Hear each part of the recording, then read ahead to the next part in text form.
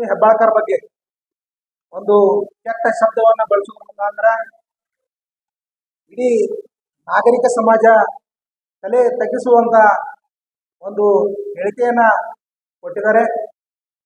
ಆ ಹೇಳಿಕೆ ನಮ್ಮ ಲಿಂಗಾಯತ ಪಂಚಮಸಾಲಿ ಸಮಾಜ ಬೆಳಗಾವಿ ಜಿಲ್ಲಾ ಘಟಕದ ವತಿಯಿಂದ ಉಗ್ರವಾಗಿ ನಾವಿವತ್ತು ಖಂಡನೆ ವ್ಯಕ್ತಪಡಿಸುವವಾಗಿ ನಾವಿವತ್ತೆಲ್ಲರೂ ಸೇರಿದ್ದೀವಿ. ಈ ಸಂದರ್ಭದಲ್ಲಿ ಈ ಒಂದು ಭಾರತ ದೇಶದಲ್ಲಿ ಹೆಣ್ಣಿಗೆ ಒಂದು ಗೌರವ ಸ್ಥಾನವನ್ನು ಕೊಟ್ಟಿದ್ದಾರೆ. ನಮ್ಮ ಸಂಸ್ಕೃತಿಯಲ್ಲಿ ಭಾರತದ ಮಹಿಳೆಯನ್ನ ದೇವತೆಗಳಿಗೆ ಹೋಲಿಸ್ತಾರೆ.